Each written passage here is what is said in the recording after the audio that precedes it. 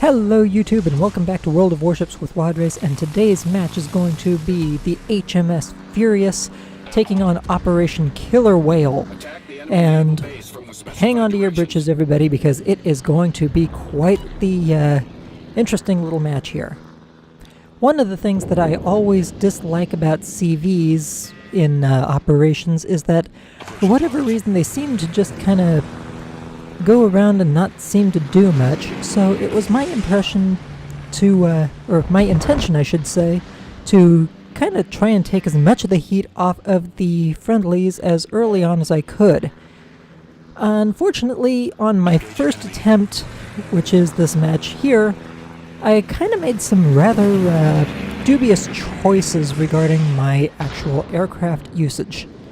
For example, my first run, I opted to use my rocket attack planes instead of torpedo or dive bombers, which, while that definitely does some decent damage to this enemy Karlsruhe while it's still sitting stationary in port, it kind of leaves a lot to be desired overall in the long run. In the couple of matches that I actually ran since, I was able to completely eliminate that Karlsruhe with the first detachment of torpedo bombers really before it even actually started moving. But for this particular match, because I went for the rocket planes, yeah, that didn't work out quite so well at first. And unfortunately, once it starts moving, it's just that much harder of a target to hit because it starts ducking, weaving, and it's also got friendlies shooting at it, which just makes it even more tricky. Now, one of the things that's going to be popping up in the chat here very quickly is an ally asking me if I can take care of one of the enemy battleships in port before I do too much else. And with the Karlsruhe just kind of not being overly cooperative, I say, you know what the hell, I'll go and see what I can do about it. And, well, first I've got to find it now, don't I? That is one of the downsides I'm continuously running into with British aircraft carriers, is that these aircraft are definitely very, very slow if you're trying to get them anywhere. So, yeah, but overall, as long as you can get them around the map, they at least get the job done. And please forgive me, I am doing this video a little bit later at night, and I'm not sure I can completely avoid yawning on a couple of occasions. Fighter airborne.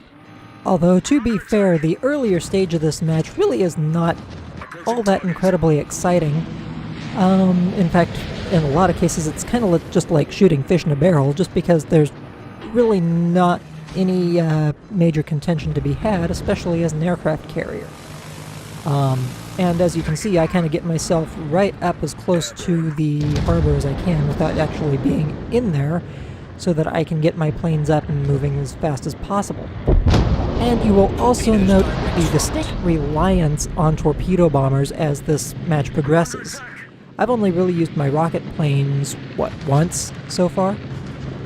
And, well, it's just going to keep on going, because here's the nice thing, at the Teir and enemy deployment of the Killerwhale operation, unfortunately there's not a whole lot of AA to knock down my aircraft. So, well, unfortunate for the enemy, fortunate for me, because it means that I don't have to worry quite so much about the resupply time of my aircraft if they get shot down. Because at most, they're ever really going to shoot down one at any given point in time before my aircraft are actually back in my hangar, unless I really play my cards wrong. I am trying to do damage to this enemy Kolberg. Unfortunately, it's just kind of ducking and weaving a little bit too much. And my torpedoes have since taken care of the enemy Nassau, primarily by way of flooding. Maintaining present course. Now, at this point we do have other ships that are popping up, and I believe the Kolberg was taken out. So, time to focus on some of the more, dare I say, defenseless targets? That is, after all, a very nice pack of Cimarron-class transport ships, which really don't offer anything at all in the way of Under attack. anti-air batteries or whatnot, so basically they're just kind of free damage. And I'm definitely going to do what I can to at least send a couple of them a little bit closer to Davy Jones' locker, even if I don't actually kill them. Though this first one is not going to be so lucky in regards to surviving my actual attack. Yeah. Yeah. Like I said, just kind of fish in a barrel at this point. And of course there is that enemy Koenig that never actually leaves the dock, but I don't really focus on it at first, and I probably could have, maybe even probably should have, but you know what? I just kind of wanted to see what my torpedoes would do against those defenseless little transports. Taking fire. Torps out on the Koenig, and of course, because it was perfectly aimed, stationary target, both torpedoes make contact, but unfortunately no floods at this point in time. So I decide to give the dive bombers a try, and, well, let's just say I have not exactly had the greatest of luck, or even the best of relations at all, with dive bombers post the aircraft carrier rework. Taking fire. I just find the animations, again, just to be a little bit too awkward. And even the dive bombers for the British, which really just do this straight in charge as opposed to an absolute dive bomb. Yeah. Anybody else think that that should have at least done something? Yeah, I really feel like the dive bombers are just kind of worthless in this iteration, at least as far as the Furious goes. Approaching target. And granted, I probably could have opted for better attack angles, but even just for one bomb hit, 1500 against a Koenig, it really just kind of seems like it's very lacking in punch, if I do say so. Unfortunately, I did not get the kill on that Koenig either, but I figure about this time it's time to take a minute to get myself a little bit better situated, and at this point I was actually thinking, okay, the actual exit point is way over there. I'll get my CV moving in that direction. Yeah, I'm going to regret that decision very quickly.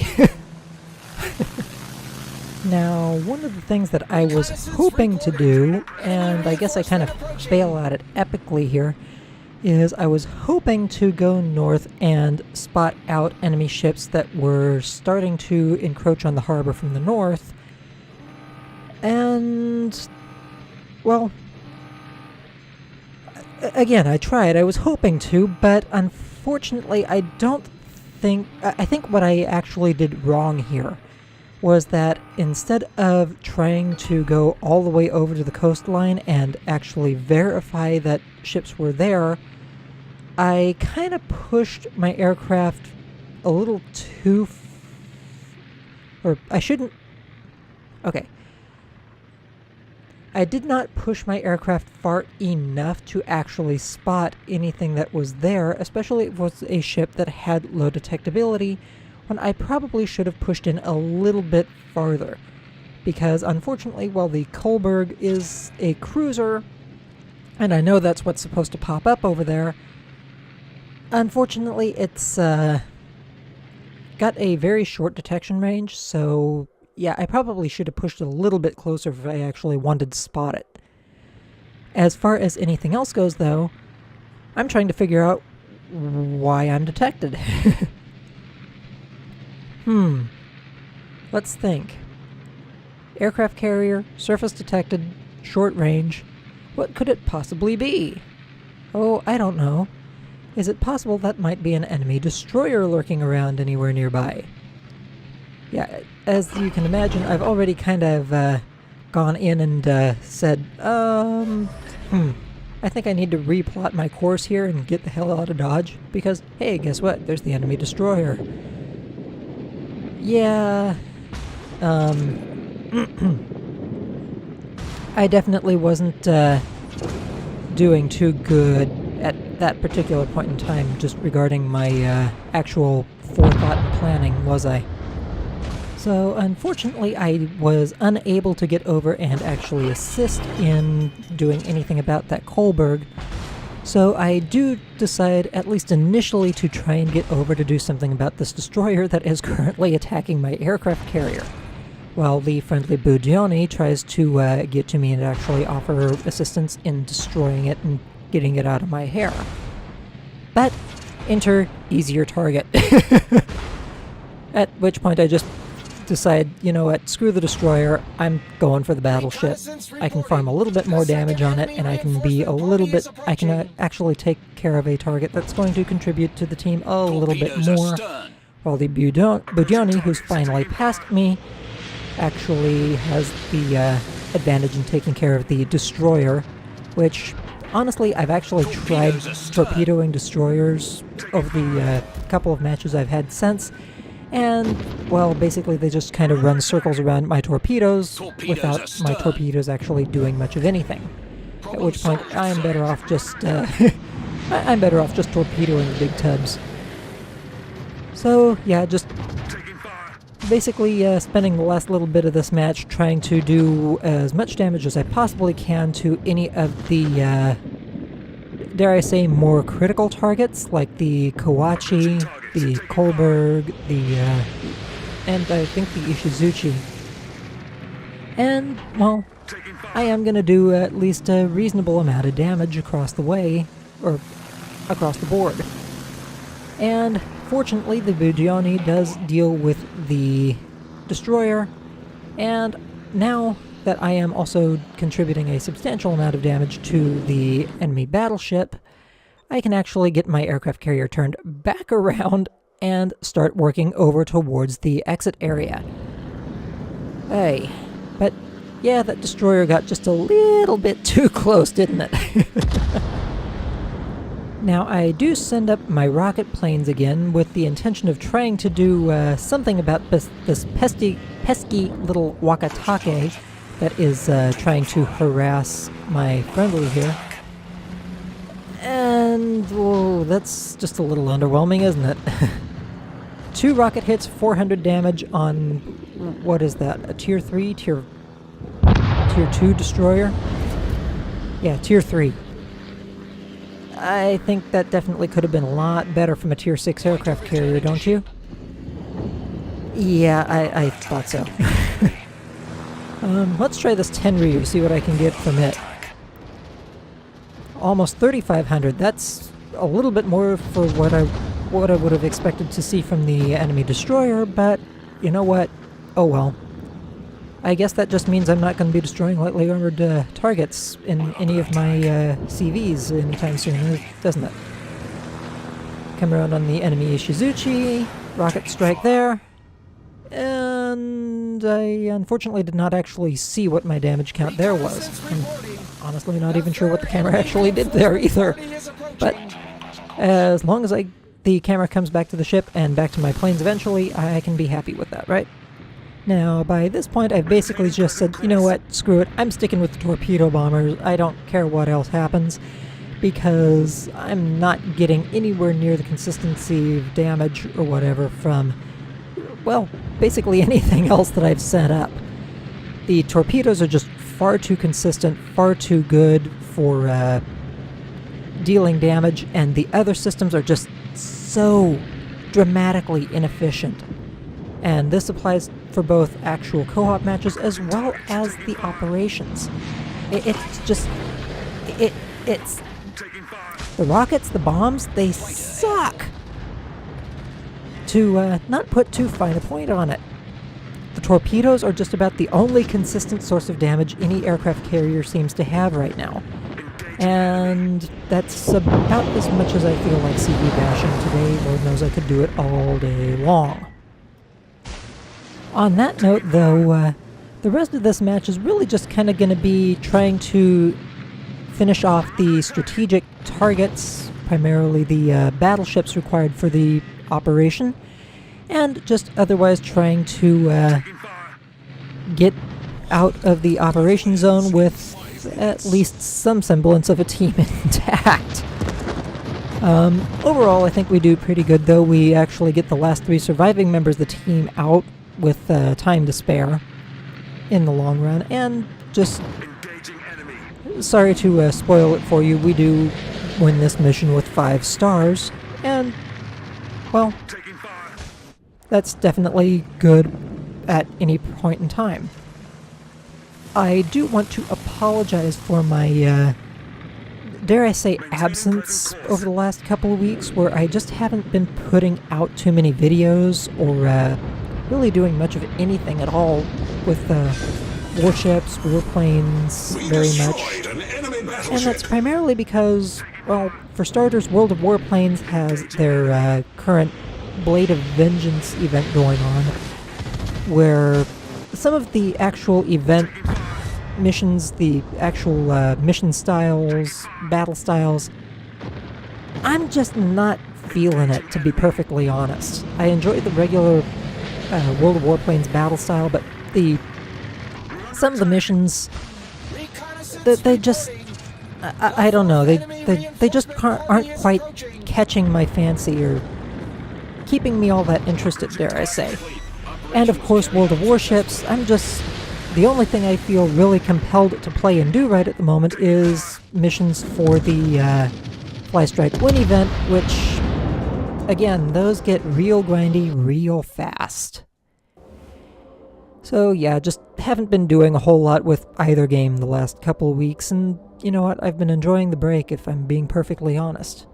Anyway, as I said earlier, 5 stars for the mission. Came out second on the team with 1,300 base experience points earned for the match. Our Huang He only came out a little bit ahead of me, and I'm fairly sure I mispronounced that all to hell. 144,000 damage done overall, 24 torpedo hits, which is a substantial amount for any aircraft carrier these days. 14 spottings, 25 rocket hits, if that tells you anything about how bad these rockets have been. 3 ships destroyed, 7 incapacitations, only 1 bomb hit. Yeah.